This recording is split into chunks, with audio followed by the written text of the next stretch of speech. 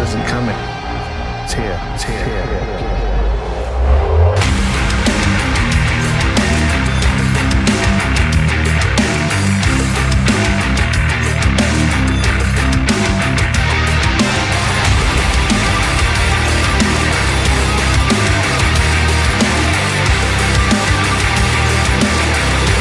What a time to be half alive. Welcome to the wasteland. Welcome to the new paradigm. This land is your land, white man. All the mothers are welcome to try to survive. Welcome to the wasteland. Welcome to the new paradigm. Not every day you see an empire shift the bed and dark. What a time to be half alive.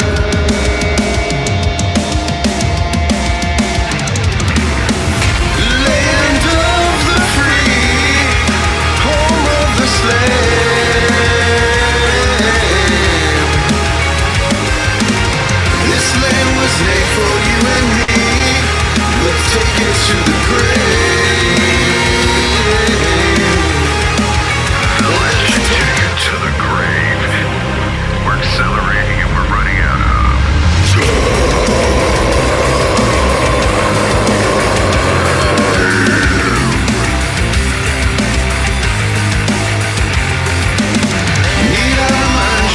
you're still half alive. In the wasteland there's no guarantee. No. What a time to be half alive. Right on time, right on time.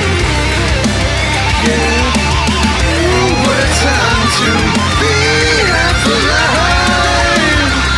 Right on time to be on the wrong side of genocide, of genocide, of genocide.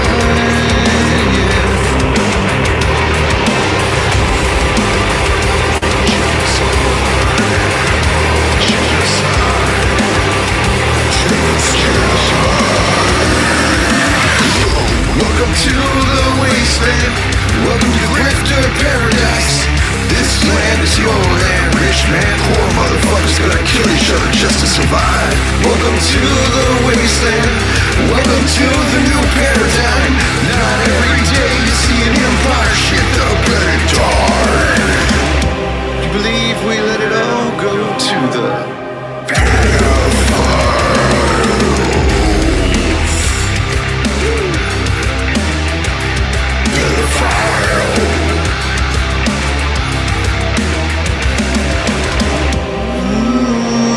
time to be half alive.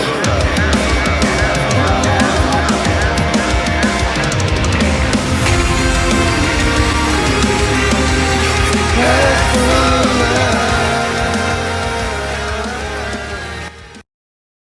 Management syndrome, in my view, is to think that the president's character doesn't matter.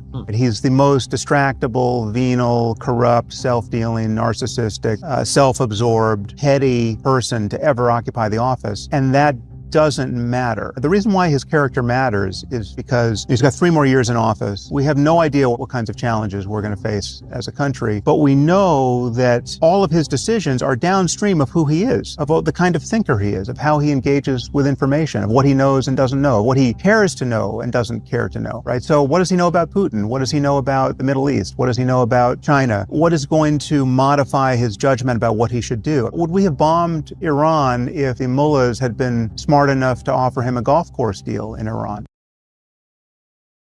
I mean, he's got a point. He's got a point. Why the hell am I not visible? What's going on here? What is this? What is this shit? Get out of here, Sam Harris. Am I visible now? Nope, not visible. Okay, weird. Weird choices. Let me see what's going on there. Audio avatars is turned on. But you guys can't see me, that's right? Can't see me at all? Or not even my avatar? Just making sure that's the case. Let me try it again.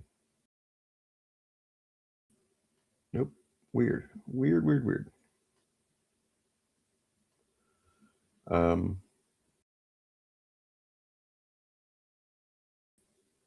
Still not.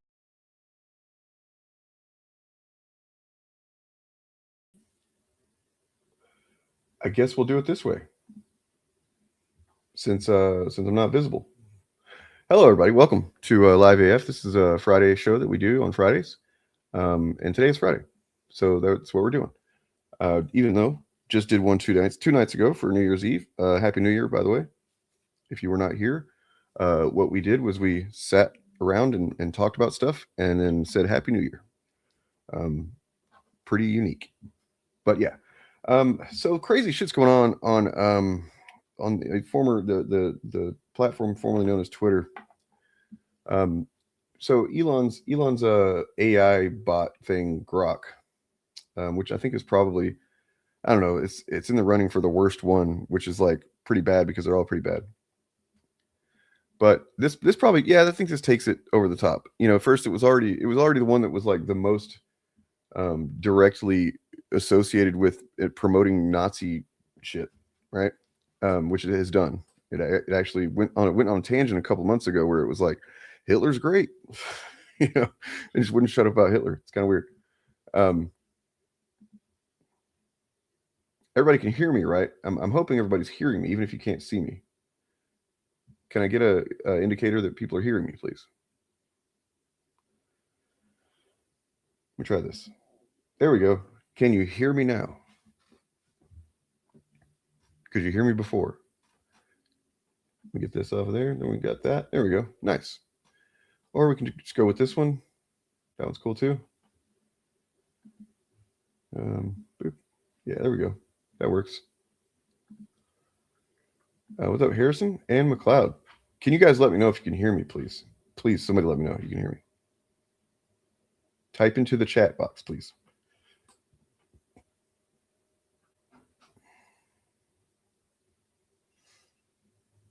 This does not, I mean, yep, I appreciate the engagement, but that does not confirm that you can actually hear me.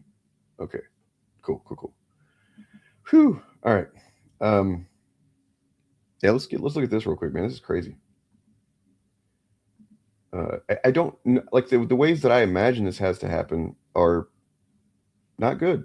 I mean, it's not good. Grok says safeguard lapses led to images of minors in minimal clothing on X. Gordy, come on, bro. January 2nd, Elon Musk's XAI artificial intelligence chatbot Grok said on Friday lapses in safeguards had resulted in images depicting minors in minimal clothing on social media platform X, and that improvements were being made to prevent this. Well, first of all, why were there not already safeguards to prevent this in the first place? Like, if you're creating, okay, never mind. We'll blow past that. But also, isn't it notable that the platform that has famously been hemorrhaged and completely, you know, emptied of, for the most part, liberals and leftists and stuff like that, and it's really just kind of overrun with, you know, white supremacists. Isn't that interesting that that's the one thing that's like, oh yeah, we're also posting CSAM too. No, from what I understand, by the way, I don't know if it's posting literal images of literal people. What I know that it has done is, because I'm not going to look, is it has posted pictures of real people, but has altered their photos to have them naked or in bikinis or whatever. Okay, so like basically it is a chatbot that is, or a AI that is creating revenge deep fakes. So pretty cringe, man, pretty bad. And I don't know if that's being widely reported. I saw that in a Keith Edwards video earlier when he talked about it, where somebody sent him a message saying that that he had actually seen, it was up for like 23 hours apparently. This is all alleged. I have not seen this. Not going to, but if it was up for 23 hours apparently. This is an image of a 6-year-old, or at least the AI you know, creation of a 6-year-old. And I don't know what the details of that were. Don't want to. But I know enough that it was not legal or ethical or good or in good taste. Yeah, just bring a sink into the office, right? So all you need to do is meme on them. Meme on them, hoes. That's right. You know who's been going at Elon pretty hard lately. Not in the fun way. So he's a guy who I have mixed feelings about these days. I used to really look up to him. I used to read his books. I used to listen to him speak, and think that, oh, this guy's got so much stuff figured out. I've grown up since then. He's got some stuff figured out.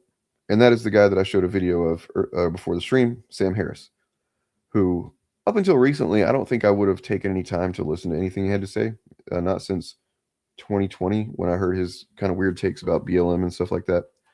From what I understand, he has evolved on those positions. And I mean, in that regard, it's like, yeah, man, I'm glad that he's somebody that evolves. We need more of that. Somebody that will update his understanding as he comes to it. But he speaks with a lot of confidence and authority when he's not yet up to date in his understanding of things. And that's where the problems come in, you know. But at the same time, right now, we kind of need all the reasonable people saying reasonable shit we can get. So I had that one video clip of Sam Harris. Here's another one. And then I'll see if I can find one of the ones where he's talking about Elon, because him and Elon were kind of buddies for a while. Not anymore. No responsibility as a journalist or as an intellectual or as a historian or as a scientist, because he doesn't view himself as a journalist or an intellectual or historian, as a scientist. He's a comic, and he's just shooting the shit with people, and he's just exploring his interests, and great. It's Joe Rogan University, but he has to recognize that he's doing more than that. He's doing more than that just by virtue of having the audience that he has. But he's also doing more than that because he has this taste for conspiracy theories. He's got this taste for contrarian and anti-establishment views and the debunking of the elites. The scales are not just balanced in a truly open-minded and intellectually disinterested way. No, he's got an appetite for the false flag operation. If the non-standard view can be spun at all, he wants to hear about it. And that acts like a bug light for maniacs. A bug light for maniacs. That's pretty good. That's obviously kind of true. You can kind of tell that just based on paying any attention to Joe Rogan and what he says and his friends and stuff like that. But just hearing it succinctly put like that is what I appreciated. That kind of engagement with information that Joe Rogan does, where he's always looking for the oh, that's what they want you to think. Now here's my theory about what the real thing is, based on nothing, based on ice baths and too much weed. I'm getting hit in the head a bunch of times.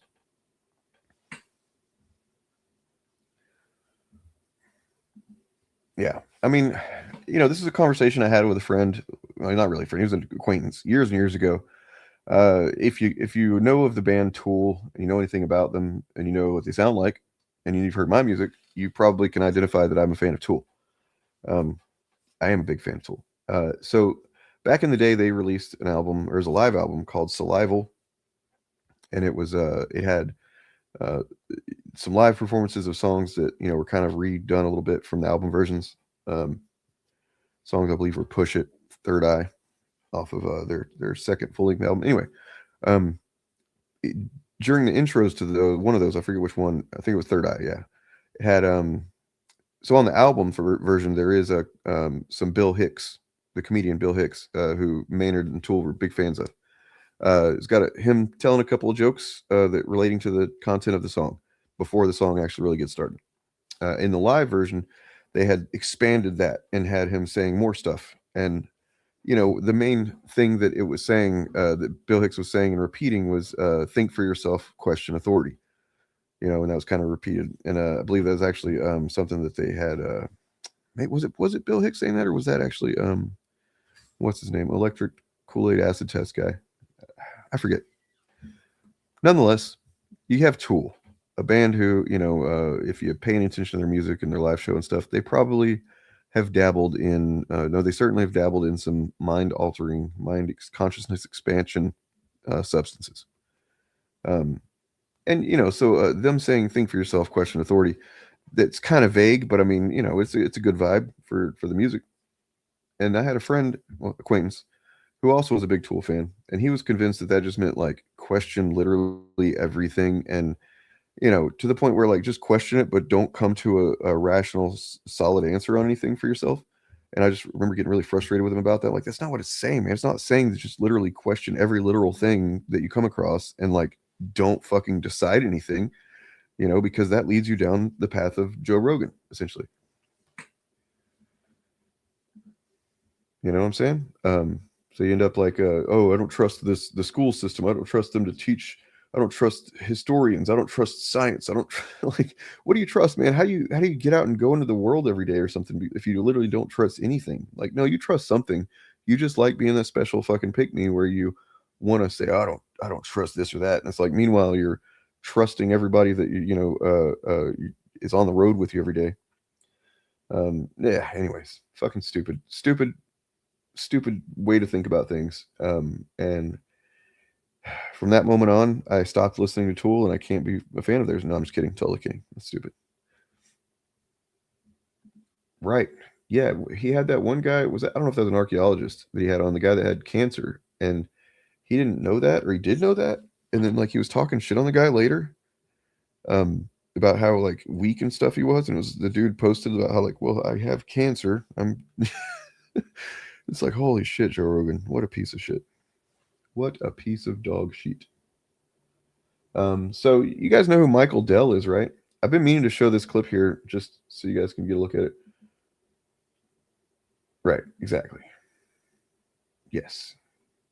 And Russell Brand is just such the brazenly obvious version of all that, right? Like with Jordan Peterson and Joe Rogan, I believe to some degree that they believe their own shit. Russell Brand is so clearly, so obviously fucking shameless grifter. They know, they just have to say, I don't trust the blank industrial complex. Go back about 10 minutes and listen, Bob. Because, sometimes ooh people who sometimes say ooh things also say very good things. What? Speaking of Maynard and Tool, check this out. You are on your own. You don't owe anybody anything. But if you're doing your job and you're doing it accurately enough and you're expressing from the heart, from the core, from your experiences and your intuition, other people are going to resonate with that. It's going to resonate with them. They're going to get something out of it. Their day might go better because of what your true, honest approach to what you're doing. You're going to help other people. You're going to help yourself. You're going to help your family. But just understand at the end of the day, nobody owes you as an artist any kind of accolades. You don't owe them anything. They don't owe you anything. You're just doing.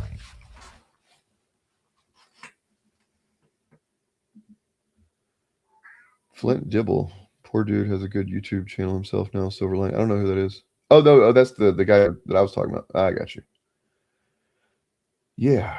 Is he going to live? I forget if he's had like a, terminal prognosis or whatever. So anyway, what's going on with these billionaires, these tech billionaires, man? Because this is weird. Really exciting. Absolutely. It's a very special moment. We're making a $6.25 billion investment in America's kids through our charitable fund. We're not listening just because they're like, what?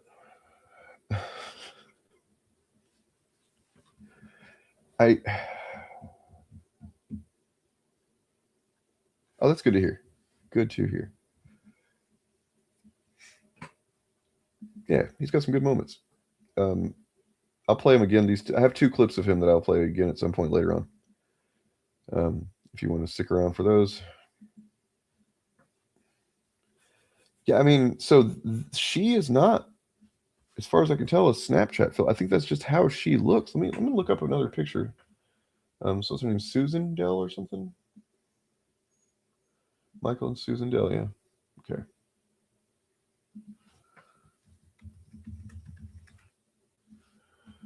Okay, yeah, it seems like maybe something that was going that direction for a long time, and this is just kind of the wowzers. Whew, the end result. Okay.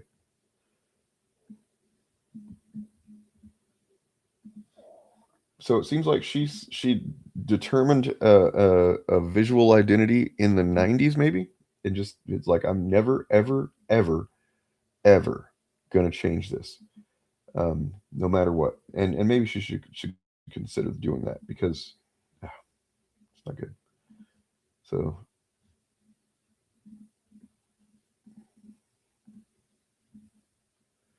right, so like here she is, years ago, and here she is now. She looks like an AI Sarah Jessica Parker.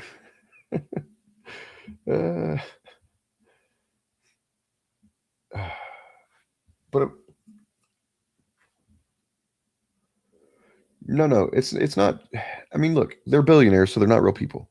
Okay, you can make fun of their appearance. It's fine. I'm not going to tell the leftist mafia on you.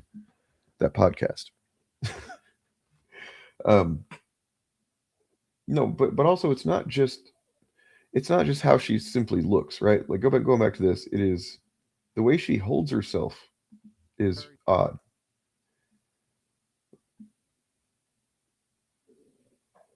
Let's hear what she says. Maybe that'll help. Next year, every American child will be able to get an investment account powered by Invest America. We've seen what happens when a child gets even a small financial head start. Their world expands. The real Like, honestly, what they're talking about here, what they're doing is a good thing. You know what I mean? It's like $6 billion that they're putting into something about education. And that's great. It's, you know, I think, I don't know, there's probably something shady that could be done underneath that or whatever, but like it seemingly, superficially is a very good, honestly, great thing. But man, you know, when you're so rich that you don't have any friends that'll just take you aside and go, look, I know that you committed to this look in 1994 and it's worked well for you for the most part. But I mean, lately you just kind of look like someone has made a doll of you and has sewn your eyes open and is kind of pupping you around. And you need to do something about it. If you're so rich that nobody will say that, you're too rich. You need to be taxed at like 95%.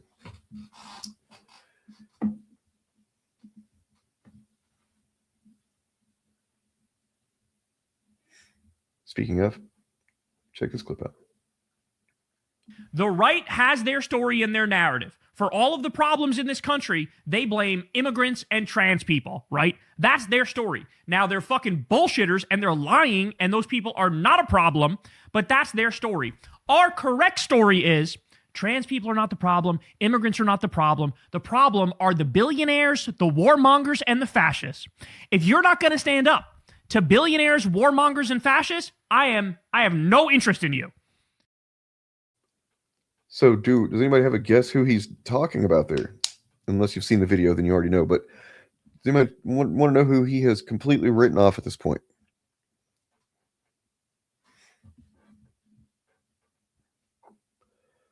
At this early stage in the 2028 campaign cycle, which doesn't technically exist yet, he's talking about the front runner of the Democratic Party, presumed front runner, Gavin Newsom. We gotta get that fucking guy out of here. Out of here. The guy in this video that we were just watching, that was Kyle Kalinske. Nope. Talking about Gavin Newsom. Because, check it out.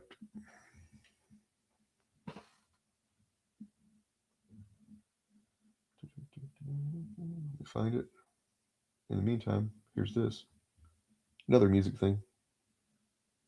And I was playing my record for a group of people, including a bunch of really good jazz musicians who were there. Mm-hmm. And I'm kind of insecure around jazz musicians, you know? I'm like, I'm not that good. And I was talking to my friend John Lurie. I said, I hope they weren't like looking down their nose at me, you know what I mean? And he's like, what the f*** are you talking about? You can play, man. You're a player. You're a musician.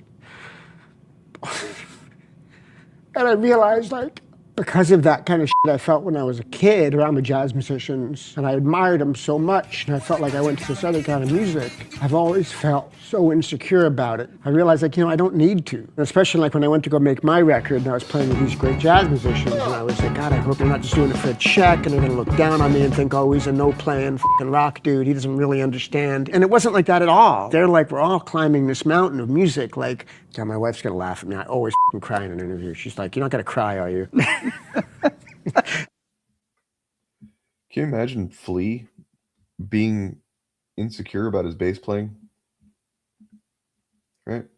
But I mean, it goes to show that it's a pretty human thing, and anybody can be susceptible to it, except for probably, I guess, like narcissists. Well, no, narcissism is the underlying thing is just like a deeper insecurity than most people understand. But still, sociopaths maybe. How's it hanging, Miss Fly? Yeah, it's McFly's boss. What's he doing there? He plays bass for Chili Peppers now? That's crazy. You mean that actor from that movie that Charlie Sheen was in that time? Where he drove a car the whole movie? That actor, he plays bass for the Chili Peppers now? When did that start?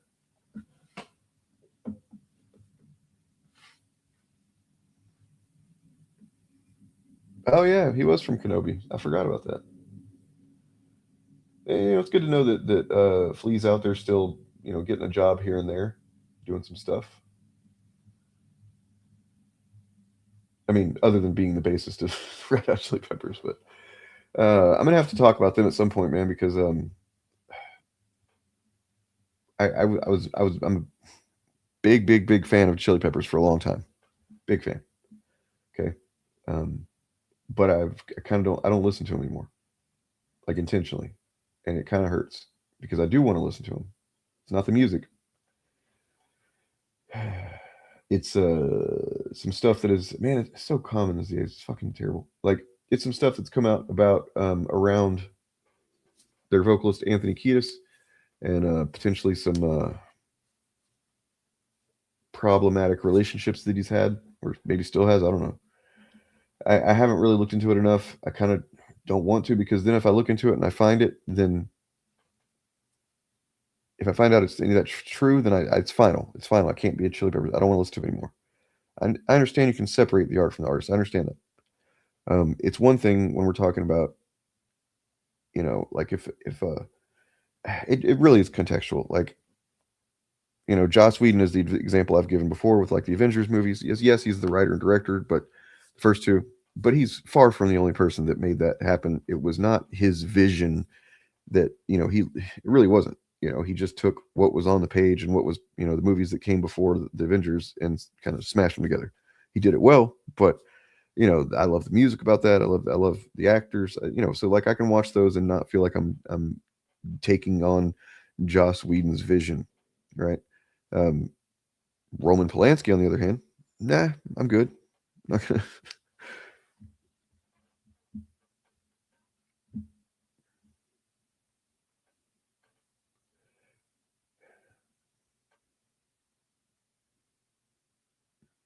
It's worse than it's just a sex pass. What do you know, Bob? Give me the info so I can fucking finalize this shit, I guess. I've only got gleaned some stuff here and there, and then I've just kind of, it's like I just paused my fanship, my fandom of them, and pretended like it didn't ever exist. Doesn't exist now until such time that I absorb that. Gordy, what are you doing, bro? You're making all this noise, bro.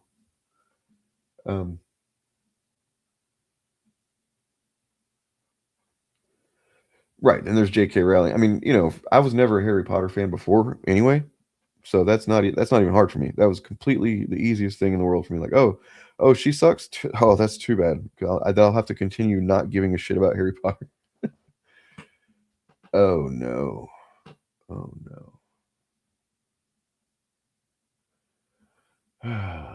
Yeah, I mean that's kind of what I heard, but I guess I just wanted to know that there's some. It's gonna sound fucking stupid, bad. I wanted to know that there's some legitimacy to any allegations. I wanted to know that there's, you know, I wanted to know if he's addressed it at all. I doubt it, but you know, I used to would not have believed you if you told me Anthony Kiedis was a phebophile. But then there's that era of like 2012 or so where he had that mustache, and it's like I think about that and I'm like, oh yeah, he can do it. He did. That fucking mustache, man.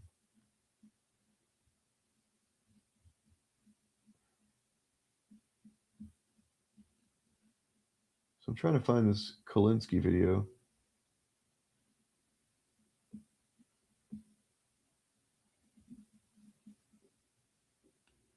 Banged teenagers on the reg well into his 40s. Jesus Christ. I mean, look, you know, there's songs like, there's lyrics in songs that are definitely, and that's kind of the thing too, is that they're everywhere. Like throughout their music, even if it's a song that's not even ostensibly about like a girl or something, because the way he wrote lyrics, which is kind of poem, you know, that like just stream of consciousness in some cases.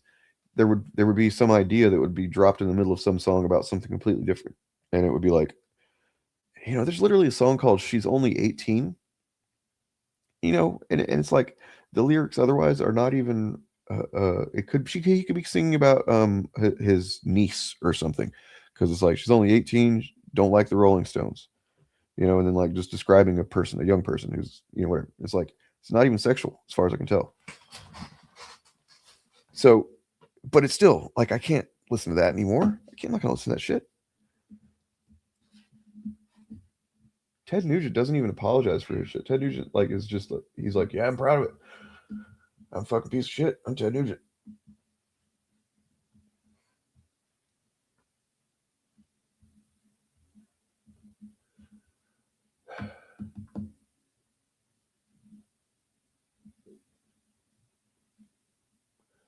Steven Tyler. Yeah. That means I can't even use one of my favorite jokes that I got from the Clerks animated series. Damn it. Well, I'll use it this one last time. The joke goes, if I was Steven Tyler from Aerosmith and I could bang any chick in the world, I'd bang Liv Tyler.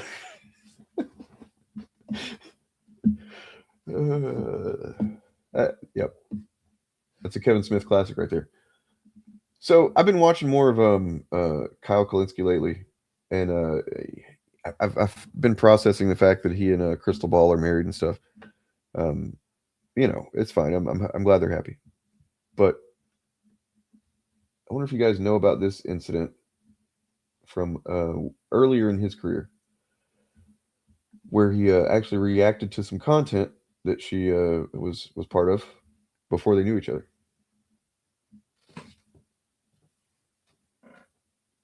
It's pretty funny. This is completely irrelevant to anything, but it's funny.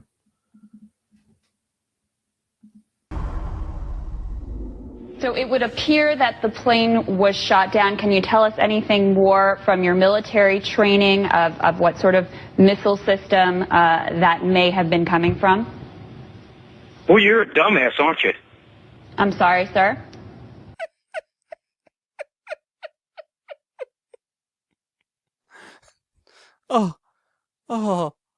Oh, Crystal Ball's so stupid. Had she seen that? I kind of want to know that really bad. Like, was she aware of him having said that she was an idiot on the show before, or did she hear of that and then go, no, fuck this. I'm gonna make this little bastard my bitch, you know?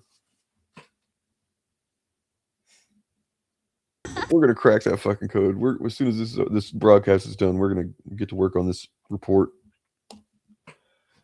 No, it's cute. It's cute. I'm kind of almost over making jokes about that being his mom. I know. I know. I mean, that's probably better. But like what I was saying to my girlfriend is like, look, it's that guy with his mom. I think she's something like 6 years older than him or something. You know, which it doesn't matter. It's fine. They're both, you know, well of age to do whatever. They're consenting adults, and I'm happy for them. Yeah, that's we have to do some rigorous testing. But you were a baby in 2014? Is that what you're saying? Or were you a crazy baby in 2014? One more music thing here. My son's dying. Happy birthday, please salute. Man, Craig, please. Wait, all year to see you. Happy birthday. Did he make it here? No, he's here now. He's up there. If you can get his dollars, give him the drumsticks. It's what we're doing. We're sorting something out. Well, I'm backstage, you know. He's up there now. Where's Craig? Craig, here he is. Hi, Craig. Oh, hi, mate. How you doing? Oh, thanks. Oh, God, my hero. I like your wife, Connie, mate. You do? Yeah, she's brilliant. Thanks, mate. Not very many people do. Yeah. I had not seen this before today, but I've read a long time ago when I was much more of a fan of Nirvana and listened to him stuff more. I read a couple of books about Kurt Cobain and Nirvana, and so like when I watched this, I could imagine him going, "Oh wow, this kid actually likes my wife. Nobody likes my wife," and he actually said it out loud. He was like, "Oh, not many people do."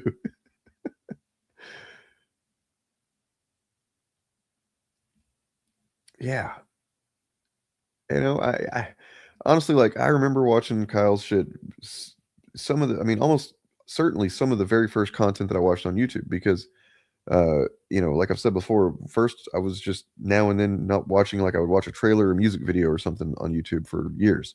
And eventually, when I realized there were atheists on YouTube saying atheism shit, I started watching atheist shit. And of course, that's going to lead you to secular talk because that was far more what he was focused on, or at least the things he would talk about were in that frame back then. And I guess they still are technically, but it was much more novel back then to find somebody doing that. Yeah.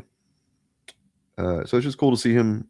He's all grown up and he hasn't, as he likes to say in every damn video, he hasn't taken any advertiser money. He doesn't have any sponsors. He's just, you know, doing it the same way. He was the founder and, you know, one of the architects of was the Justice Dems project, which kind of rose up and then was co-opted by, you know, PAC money, which so he's not part of that anymore, obviously. But you know, still, like he's done some stuff, man. He's done some shit. I'm glad you're not 13, man, because I was gonna have to ask you to not be around if possible. You know, I can't force anybody to do anything, but I was really gonna, yeah, ask you to leave. My content's not for 13-year-olds, guys. I need to say that. I don't know. There it is. You know what needs to be said again? Charges against President Trump was mine. But the basis for those charges rests entirely with President Trump and his actions, as alleged in the indictments returned by grand juries in 2 different districts. Our investigation developed proof beyond a reasonable doubt that President Trump engaged in a criminal scheme to overturn the results of the 2020 election and to prevent the lawful transfer of power. Our investigation also developed powerful evidence that showed that President Trump willfully retained highly classified documents after he left office in January of 2021, storing them at his social club, including in a ballroom and a bathroom. He then repeatedly tried to obstruct justice to conceal his continued retention of those documents. I remain grateful for the counsel, judgment, and advice of my team as I executed my responsibilities. I am both saddened and angered that President Trump has sought revenge against career prosecutors, FBI agents, and support staff simply for doing their jobs and for having worked on those cases. These dedicated public servants are the best of us, and they have been wrongly vilified and improperly dismissed from their jobs. He said a lot more stuff than that. Apparently the transcript is like 250 pages. He was speaking for something like 8 hours. And he says a lot of things. And one of the most interesting things is what he's not allowed to say. So everything that he spoke on in detail was about, it was in relation to the attempt to steal the election, which is just like not even in doubt, not even, you know, not a question. That he had produced so much evidence that they were just like, oh, this is a slam dunk case. As long as he doesn't win the presidency, oops. And then that's what happened.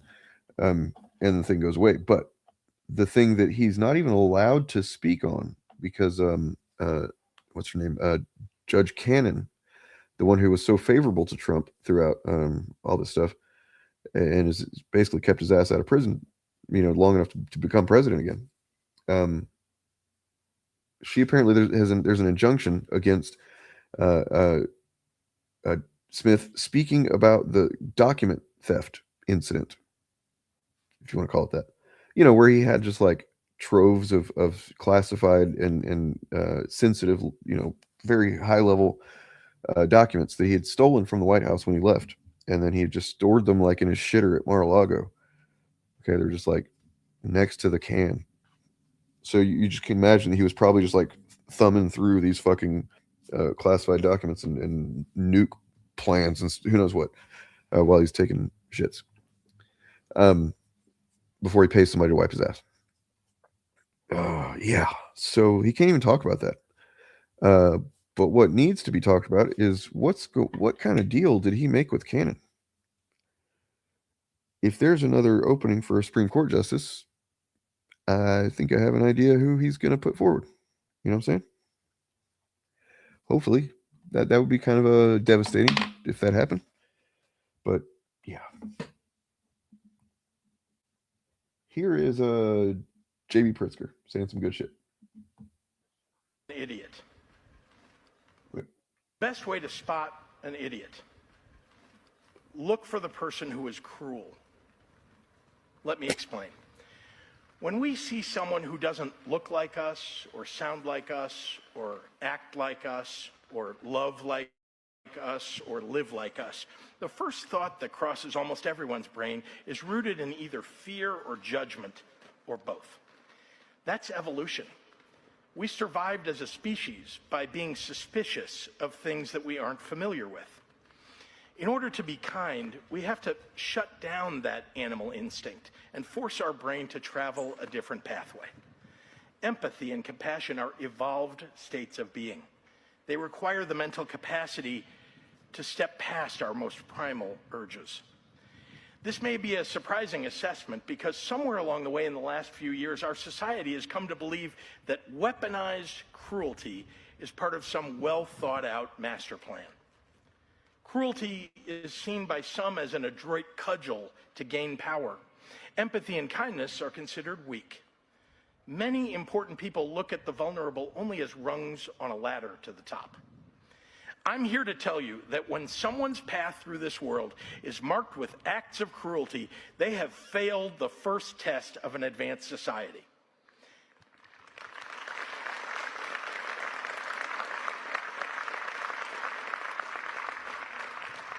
They never forced their animal brain to evolve past its first instinct. They never forged new mental pathways to overcome their own instinctual fears.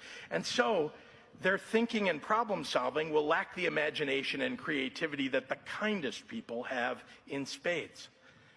Over my many years in politics and business, I have found one thing to be universally true. The kindest person in the room is often the smartest. Yeah. That guy seems pretty cool. You know, I mean, everything except the being a billionaire part, but you know, he's put on a good performance as a regular person sometimes. Oh yeah, so but after everything he said, I think it's real important that I show you guys this. Now, keep in mind what he was saying there, okay? Now, this.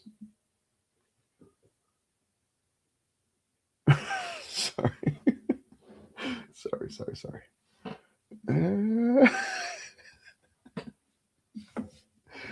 Okay. That's true. Inherited billions. You know what I'd like to see is him just like get rid of all but, you know, like just put it under $1 billion. Donate it. Do whatever. Maybe do a sequel to Brewster's Millions, call it Brewster's Billions. I think, well, yeah. Exactly. That.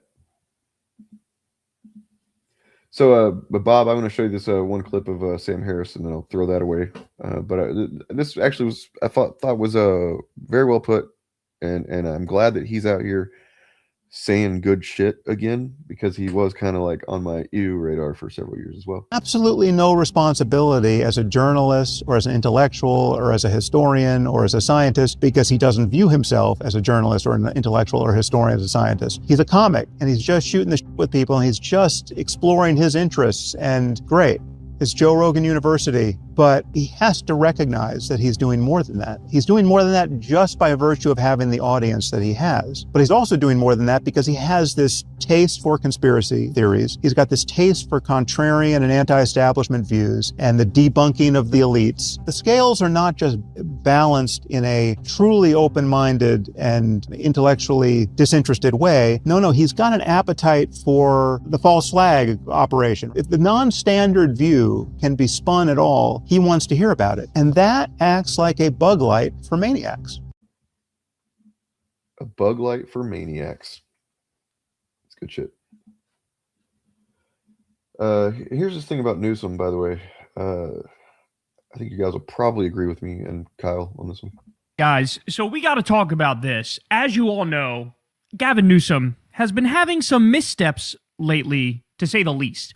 One of the lines that has been pissing me off to no end is he said to Ezra Klein and he said elsewhere that the Democratic Party needs to be a big tent and it needs to be welcoming. And he said, quote, from Manchin to Mamdani. Now here. Yeah, that's a cringe quote. But I mean, like, honestly, he's kind of still doing that, right? Like, he's just, he's living it out. This is what a stoned ape who continued to get stoned and then under our ridiculous capitalist, spectacle as entertainment based media sphere, he becomes a rich guy, a rich ape that's stoned, and then he starts saying things that are very stupid to a lot of people, and then rich manipulative evil people say, hey, I bet I can get on that stoned apes fucking podcast that everybody listens to and say some really evil shit that people won't know is evil, and they're gonna like think I'm cool. Yeah, so I think that we're just seeing stoned ape theory playing itself out. Here's why that's unacceptable. Joe Manchin is incredibly conservative. He's basically diet MAGA. And if you say we have to be accommodating and welcoming to Joe Manchin, well, the Democratic Party is only as good as its most conservative Democrat, because then they have veto power over your whole agenda. And so Joe Manchin killed Build Back Better. He killed the biggest transformation of the U.S. economy since the New Deal. He killed lower drug prices across the board, along with Kyrsten Sinema. We only got like 10 a year, as opposed to lowering all drug prices. So if you say I'm okay for Manchin to Mamdani, what you're saying is I don't really believe in anything. I'm And I think this is an important thing for us all to kind of, go forward and think about, as we go along. So every time it's going to happen where we start to see more potential, candidates for office, whether president or whatever, coming up on the left and the Democrats, and maybe even independents, hopefully too. But they're going to start vying for their place, and you're going to see lefties and Democrats and stuff kind of start turning on each other, as in, because they've picked their favorite. And you're going to eventually hear the accusation of purity testing, which has already happened with what's his name? Graham, I forget his last name. The guy with the Totenkopf tattoo. They didn't know that's what it was. And I kind of believe that now. Anyway, but you start to hear people, it's like, oh, you're purity testing. We can't, with this kind of attitude, we're never going to have we're never going to win because nobody's a perfect candidate, whatever. It's like, that's, there's a valid reason to have people with that position out there kind of, looking out for that to be overdone. That's valid to a degree. So basically what I'm saying is that, we need to start being mindful and specific with our spectrum of what we will, not what we'll allow, but just like what makes even any sense to be part of under the tent. You know what I mean? And I think that Kyle's dead on here with Joe Manchin, who literally votes half the time with Trump and with Trump's agenda, some really heinous shit, and then also votes against really good shit. But he's a Democrat, right? In case you're not aware, where is Manchin a Democrat at? What state is it? I forget. It might not even be one of the most rural states, but there are states where being a Democrat. Oh, who's a perfect example? Bill Clinton. Bill Clinton was a Democrat. He was an Arkansas Democrat, which, I would say that probably a California Republican is more liberal than an Arkansas Democrat. or at least in the 90s it was. You know, I'd say Schwarzenegger ran he was a Republican, California Republican, and he was more liberal than, you know, and yeah, West Virginia, yeah, that's the one. That makes sense. So yeah, it's just important that I think we have specific boundaries for, you know, and they should be completely based on, you know, strategy. Honestly, no, I take that back. Strategy should be very important, but so should ethics, and like, we don't want to just let some slimy piece of shit that just because he can win elections through, because then you end up with something like Trump. Yeah.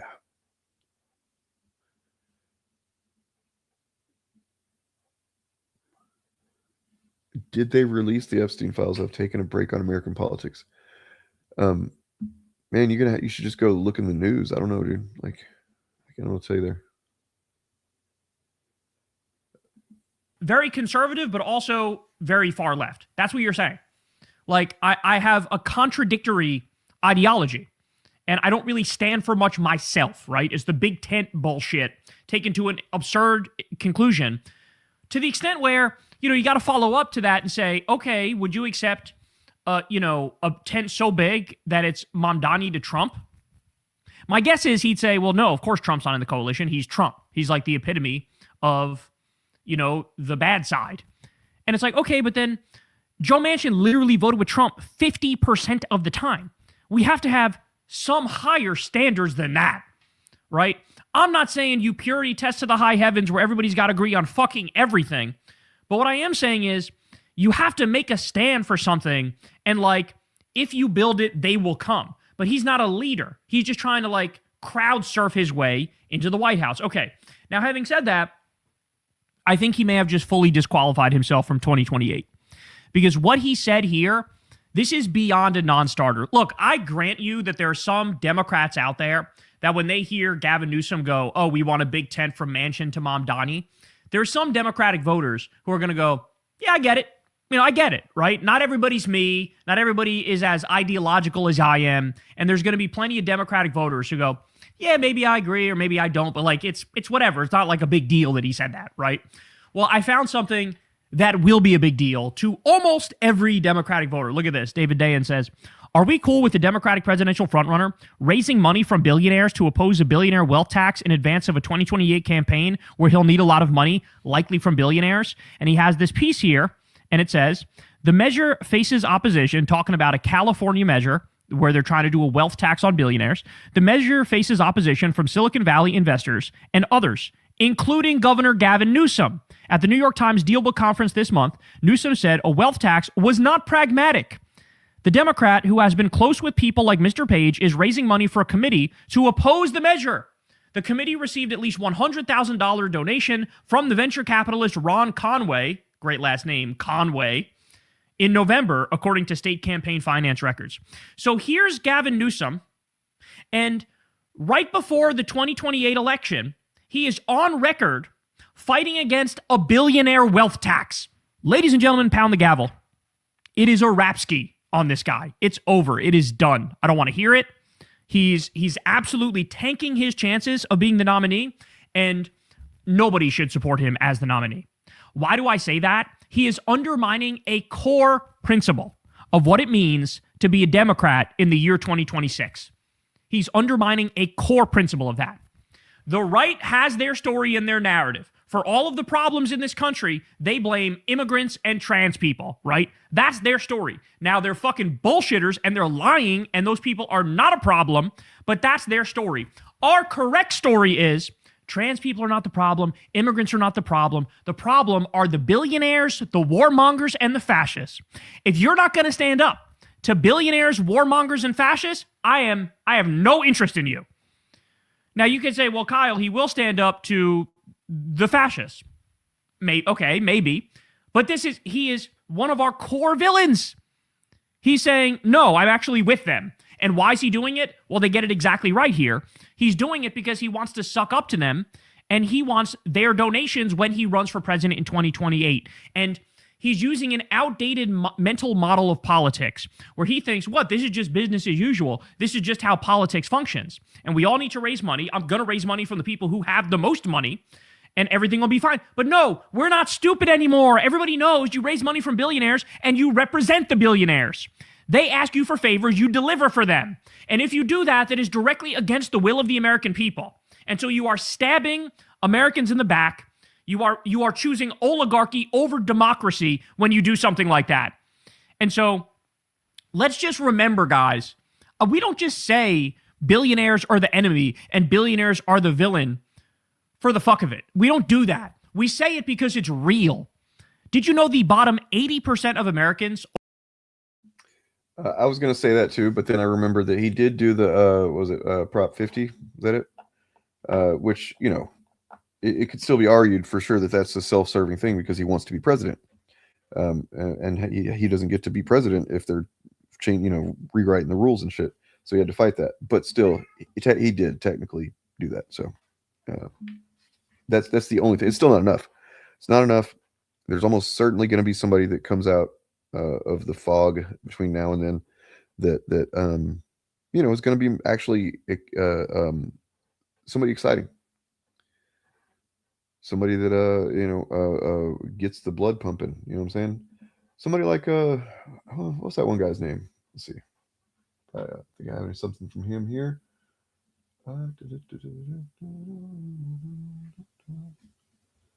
Where is it at?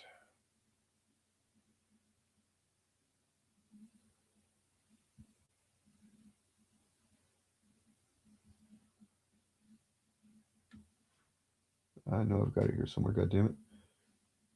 Come on.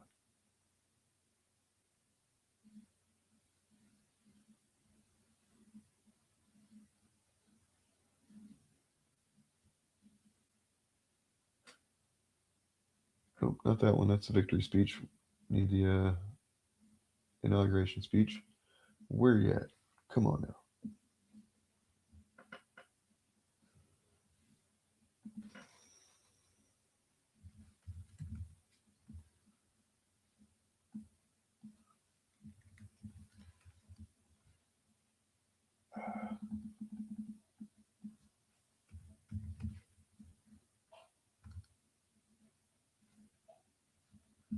Okay, I guess I didn't download it. I thought I did. Well, egg on my fucking face, you know? You can't see it, but it's there. It is there.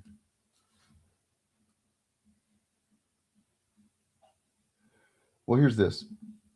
Just to further, cement this idea. Proven that the Somali daycare scandal is fabricated bullshit. Hassan showed us security footage from the same day Shirley was here.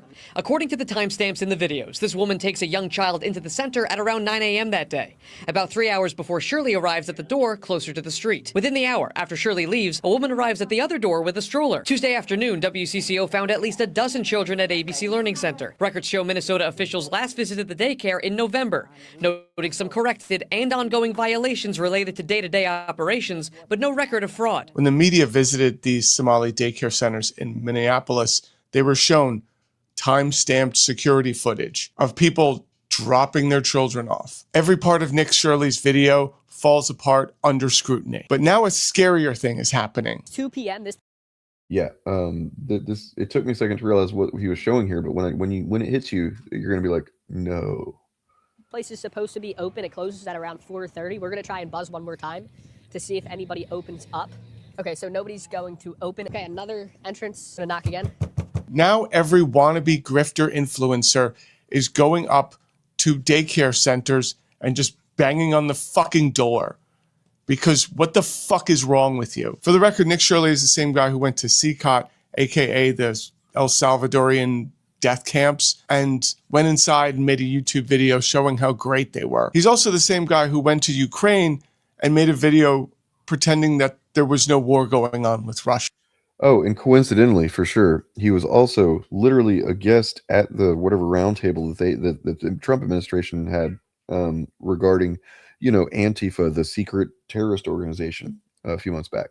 He was literally invited to that, And then he's also doing these just obviously brazen fucking transparent propaganda content on YouTube. So the Trump administration has themselves a YouTuber for sure. I mean, they obviously have a lot, but they have one in particular that they seem to just be cool with, bandying about and telling them to do this insane shit. So now you've got and about to keep in mind, this is all been brought up because it's the two things that they know they can get their base riled up with. The idea of children being harmed, and it's not them harming them. If liberals are harming them, that's not good. If it's, we do what we want to our kids. We teach them all kinds of shit. We're talking about Republicans saying, they'll do whatever. They'll do all kinds of crazy shit to their kids. But once you let a leftist with blue hair or something, oh no, sir. So that, and then also, racism and xenophobia because of Somalis. Yeah, that seems to be just very cynically thrown out there as a way to distract from, guess what? Yeah, the Epstein files. Surely people won't keep falling for it. It's a bullshit story. It's very easily debunked. The Trump administration is going to repeat these baseless claims again and again and again because they know that their followers are stupid enough to believe it. Are you stupid enough to believe it? Prove me wrong in the comments. All right. Sorry about that. I know that's kind of frustrating, upsetting to hear about. So let me give you this. I was elected as a democratic socialist, and I will govern as a democratic socialist.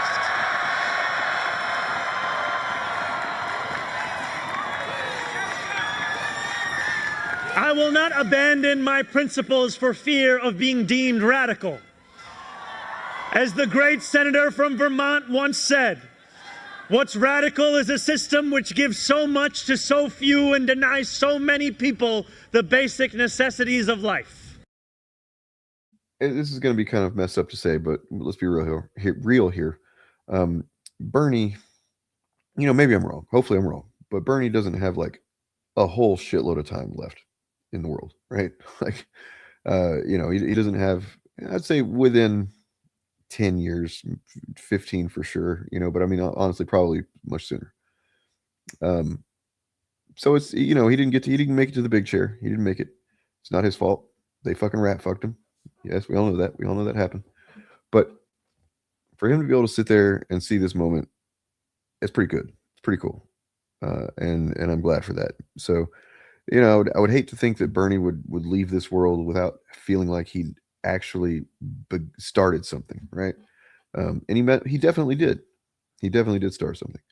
And there's been a lot of attempts since he started it to, it could be argued that a lot of the shit that we deal with, culture war crap and stuff like that on the internet that doesn't seemingly have anything to do with politics or Bernie Sanders, a lot of that is in some cases directly designed to push back against what Bernie Sanders started. So yeah. I know the MO is to bang on a door of a clearly closed place, but if you were in charge of children, how quickly would you? No. So let's check this out, Troy. Every single daycare that is, just every single one of them. We're talking about kids that are like 3, 2, 5 years old, not preschool stuff. Like those are locked throughout the day. If you've never had a kid and you don't know what this is like, you go and there's cameras at the door. They fucking inspect who's coming in. They don't just open the door for anybody, and they are locked. And they're like him going and saying, "Oh, look, the doors are locked and all the windows are blacked out. You can't even look in the windows and see any kids." That's exactly the point, man. That is exactly right. So by design, it is dishonest and deceptive, because if you're going to a fucking daycare in the US, generally, I would probably bet that there's almost none that don't have these kind of precautions in place. Yeah, so it's just on its face, it's fucking stupid.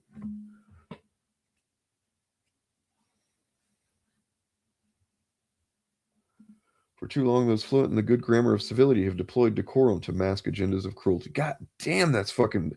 There's like flames coming off of those words, man. Shit. Wow.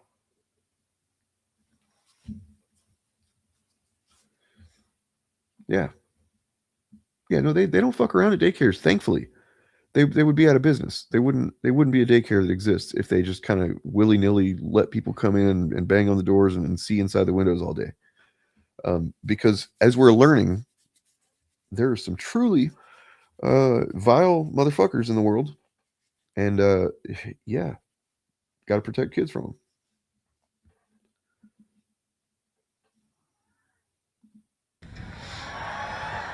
We will strive each day to ensure that no New Yorker is priced out of any one of those basic necessities. And throughout it all, we will, in the words of Jason Terrence Phillips, better known as Jadakiss or J to the Moi. Terrence and Phillip? What? Fought? No? Is that not? No, I know he's talking about Jadakiss. He's a big hip-hop fan, if you weren't aware. Like, he knows some shit. He's a big 90s hip-hop fan. Be outside. Because this is a government of New York, by New York, and for New York. Bernie was leaning forward, smiling. He's like, yeah, Jadakiss has bars. Beginning today, we will govern expansively and audaciously. We may not always succeed, but never will we be accused of lacking the courage to try.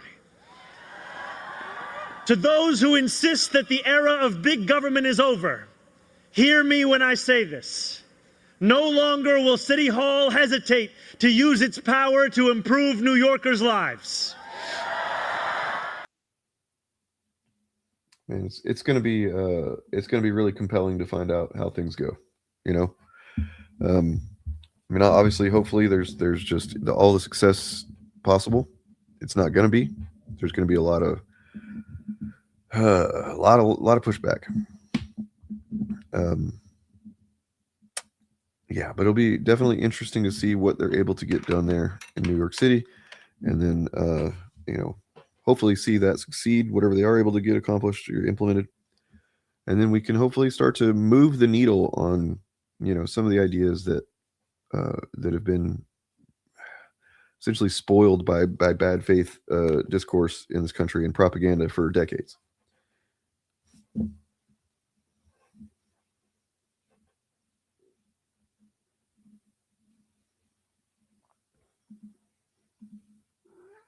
Gordy, shush.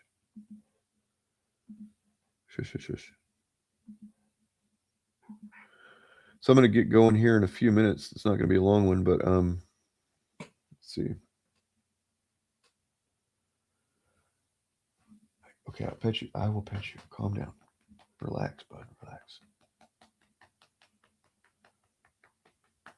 I'm patting Gordy's butt for anybody that hears that. That's not what it sounds like. It's not fapping. I promise. He likes his butt patted real hard. I promise. It's weird, but that's what he likes. You know, we give Gordy what he likes.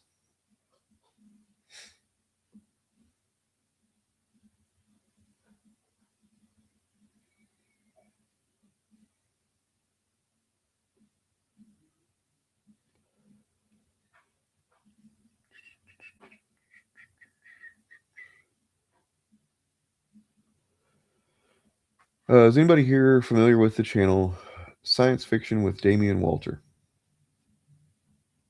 Anyone? Anyone? Anyone?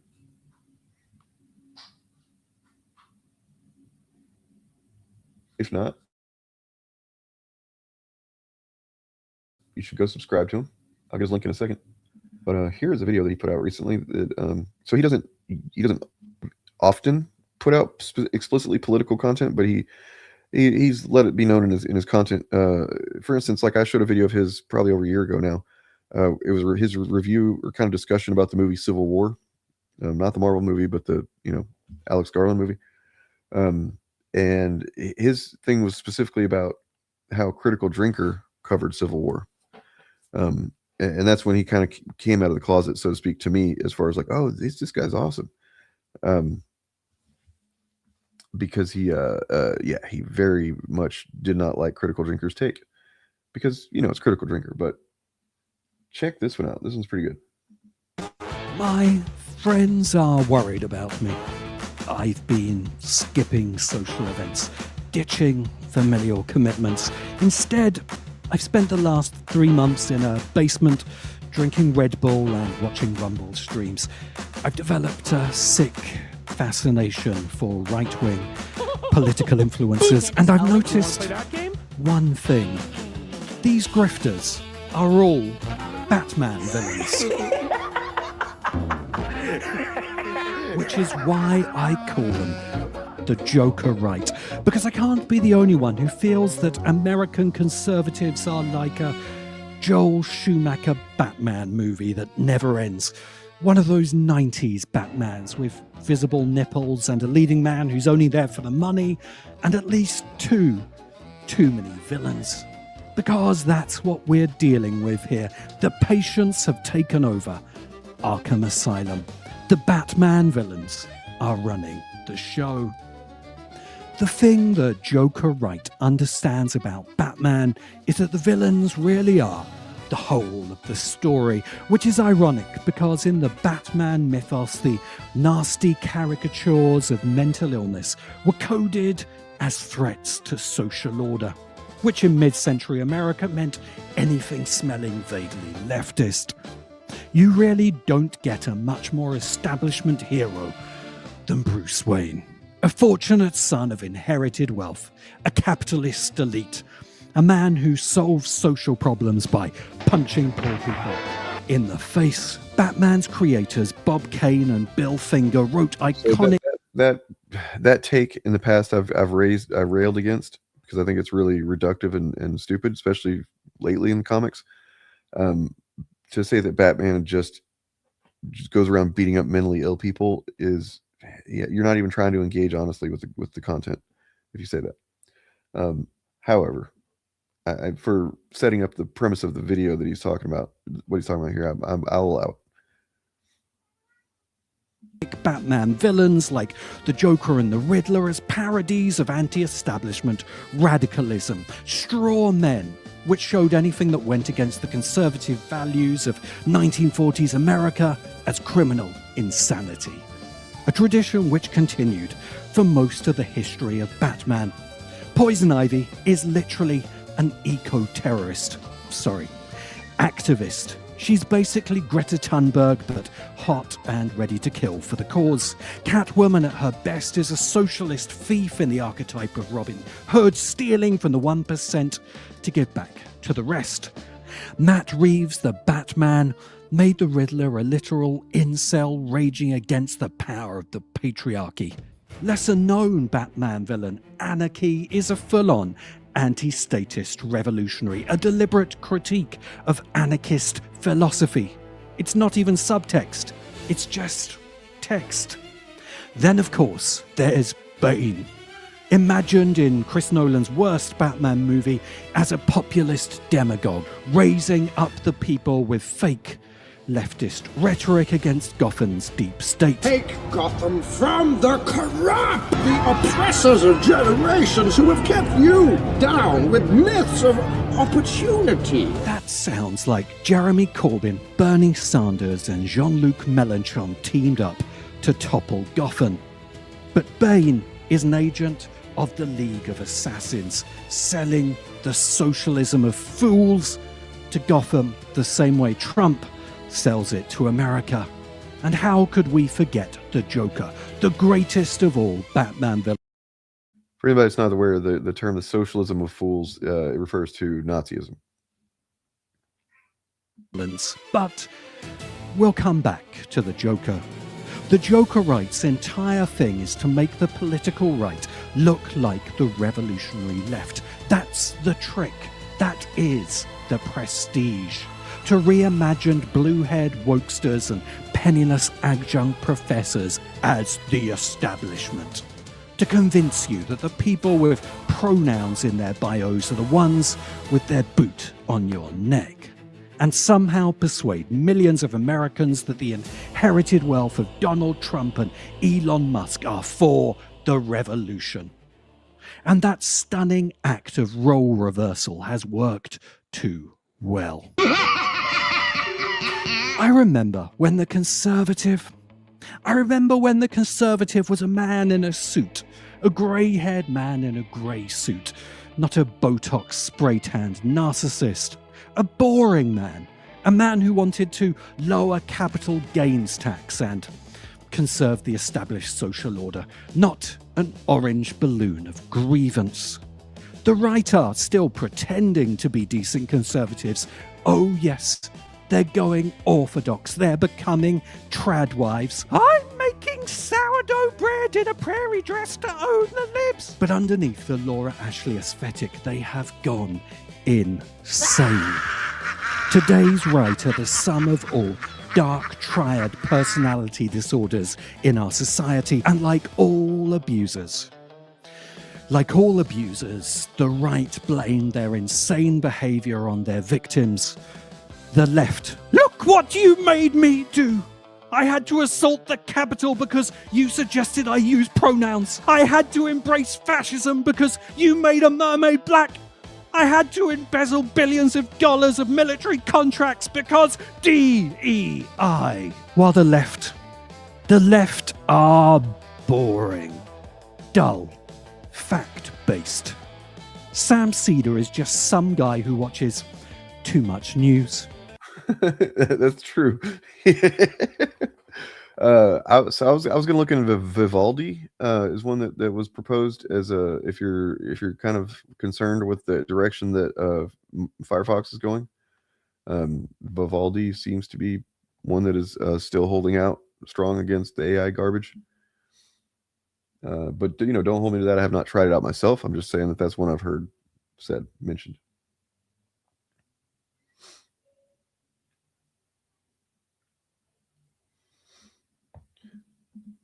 Yeah, I mean, look, I have an image here that I want to share pertaining to this subject. Gordy, God damn it, you won't shut up. Yeah. You might want to guess who he's talking about there.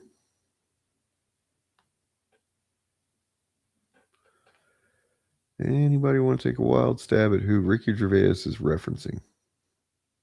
You already know who it is.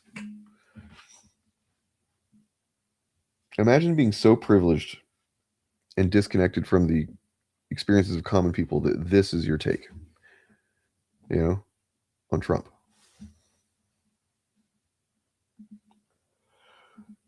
Hassan Piker live streams are like CNN for millennials.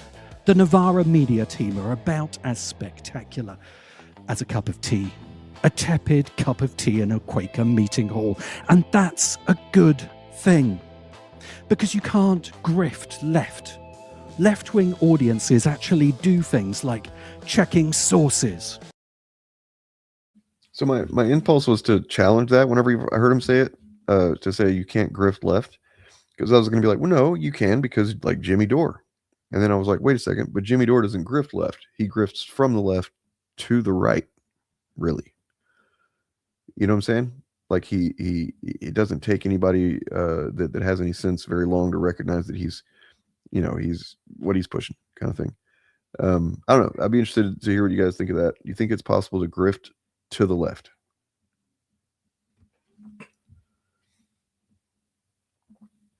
The left has entire shows dedicated to debunking. They have footnotes. They have peer review. The right has grifting. The left has academic tenure. If you start bullshitting the left, we stop watching. If you stop bullshitting the right, they stomp off to find the next low-integrity influencer who will keep feeding them their favored brand of bullshit. And this is why the left are losing. The left still has this crazy belief that the purpose of information is to inform.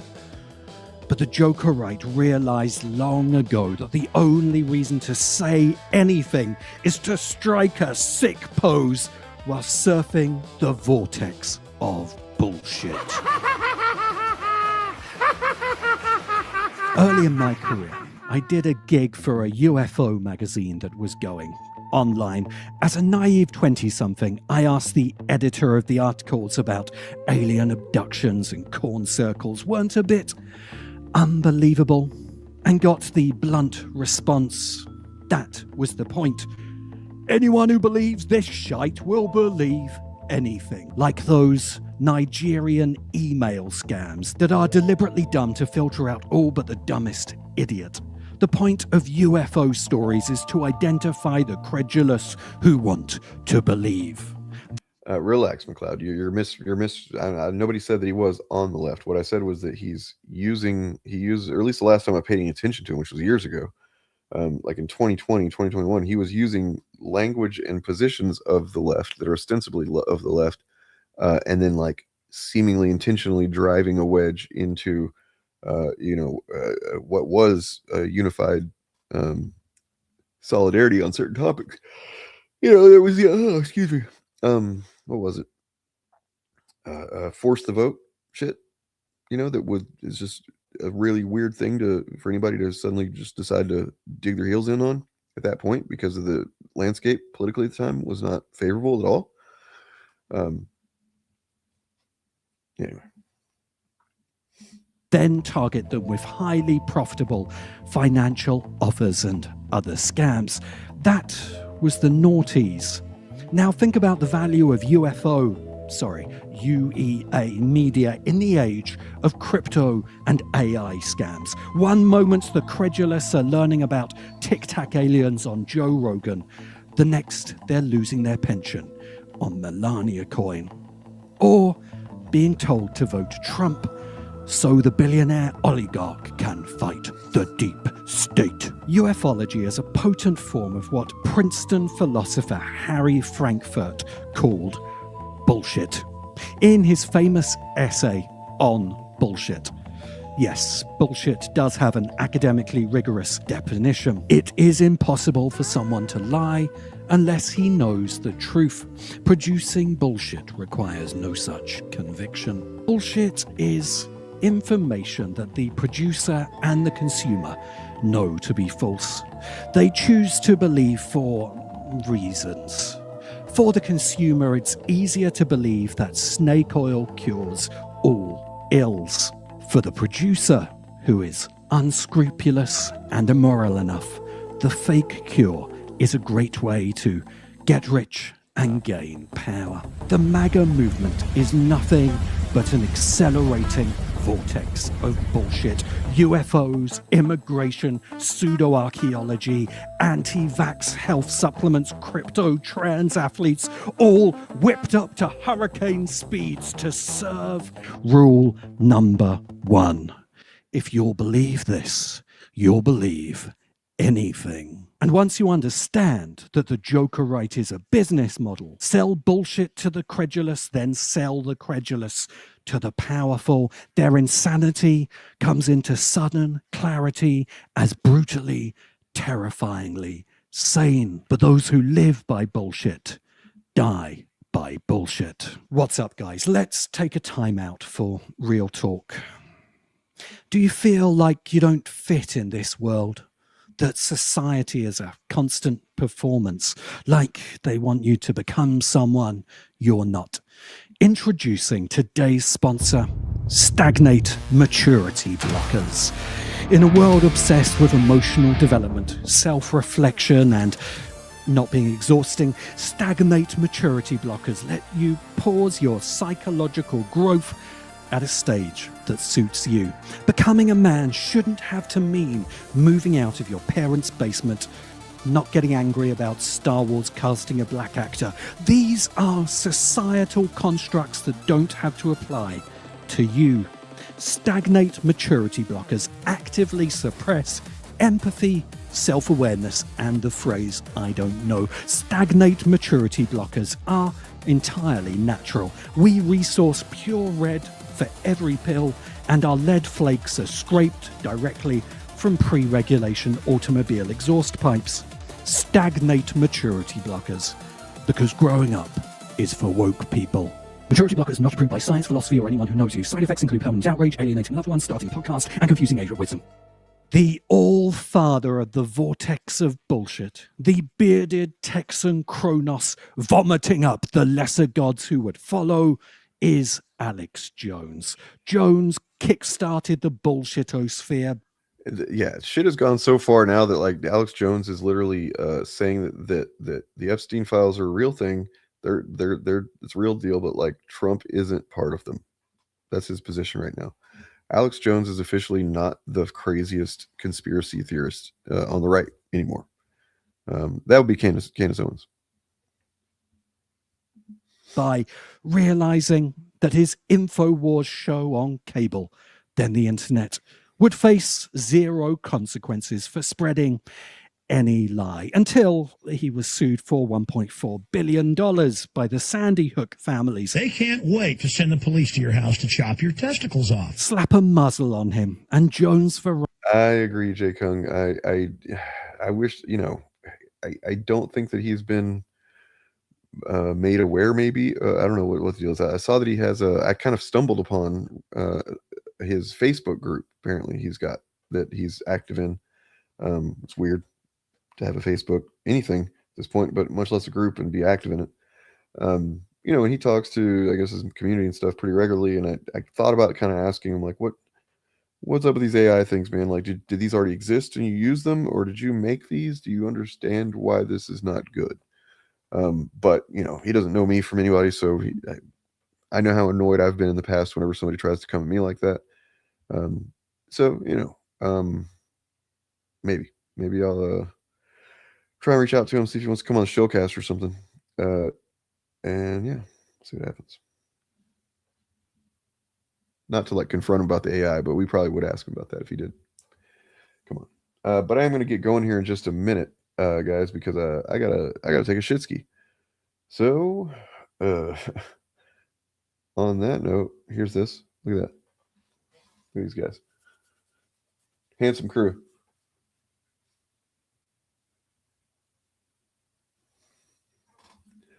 Yes. Blueski is objectively more enjoyable than the Twitter X. Even it honestly, it more than it ever was. So the only thing about Twitter that was fun before Elon and everything was that just there were enough people on there that you would encounter, you know, somebody that you knew who their content was or somebody, whatever. And it was like, and you could often interact with those people. But I mean, for me personally, I would get really, really anxious about posting, especially if I posted something and it became part of like a really super retweeted thing or whatever. And then like people are replying like that, it would kind of give me a lot of anxiety.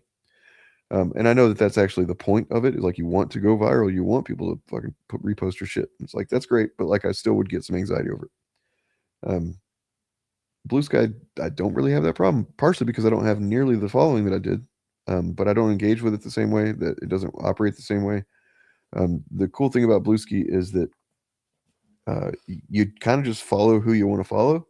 It doesn't have an algorithm that's like aggressively trying to feed you engagement shit, which Twitter was doing even before Elon, but it's really gone off the deep end now.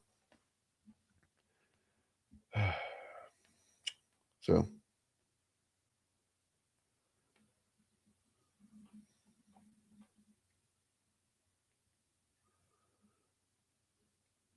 Yeah, well, I mean, I'm from the South as well. I didn't know what a basement was basically until I moved to Wisconsin for a few years. And then everybody has a basement up there. It's crazy.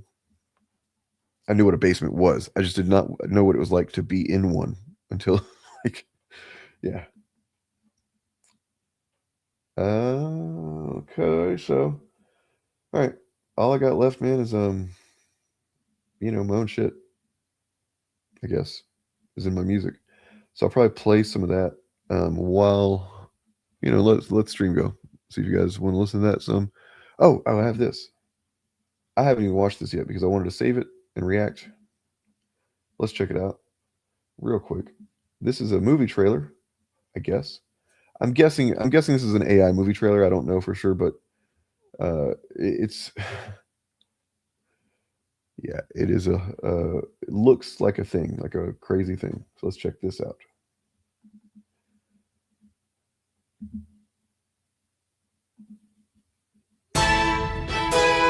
This is my son. He's someone special. Please treat him well.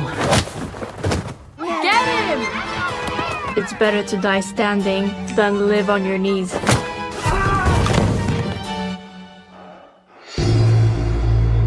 And the results are in for the presidential election in Russia. Vladimir Putin has won with 53.44% of the votes. It's an embarrassing result. What would have been the satisfactory result, Mr. President? 100. Volodya, what will you do in this brave new world? I can work as a cabbie. What kind of driving is that, you idiot? She's my new wife. I am erasing you from the history books. We are living in strange times when we can stuff our faces with delicacies. But there's no toilet paper in Russia?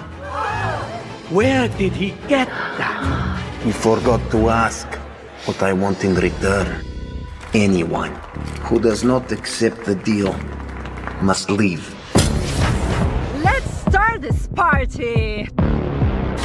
Ready, set, go. You'll be the most powerful man in the world. What's your strategy? Our plan is to bring them back to the Stone Age. How can his kingdom last?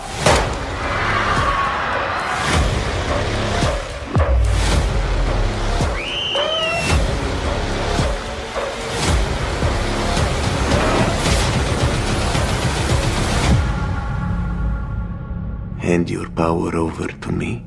Only I can save you. Wow, man, that's compelling. I don't know. Is that true? That's kind of wild. So from what I can tell, it definitely was filmed with a bunch of actors in real settings, but then like the guy playing Putin was obviously not Putin, but then they did a very kind of crappy AI mask over his face. That's what it seems to me, because everybody else looked fine. But yeah, definitely there's some AI elements there, and it made him look. It basically looks like Putin is just walked out of the Polar Express movie. You know. Kind of weird, kind of bonkers. And on that note, what do I got here? Oh, here's this. Yeah, subscribe, hit like, all that stuff. Look for some changes to be occurring with the channel name and stuff very soon. So if you see the name being different, then that's on purpose. Also, don't be mean. Don't be mean to people. Okay? Don't be mean. All right. Peace.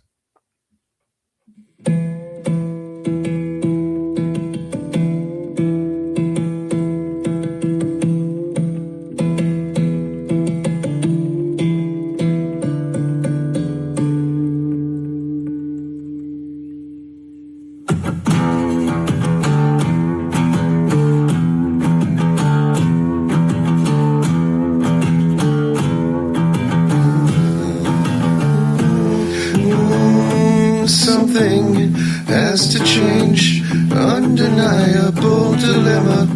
Boredom's not a burden anyone should bear.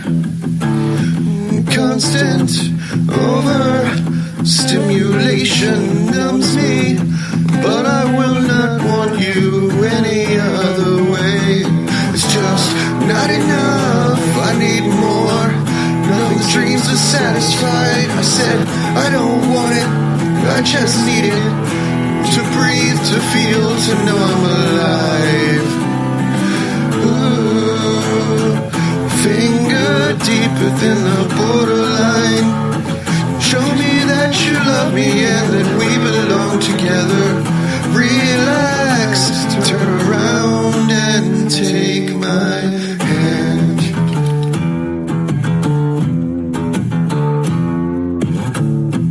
I can help you change tired moments into pleasure. Say the word and we'll be well upon our way. Blend and balance within you till you will not want me any other way. But it's not enough, I need more. Nothing seems to satisfy. I said, I don't want it, I just need it. To breathe, to feel, to know I'm alive.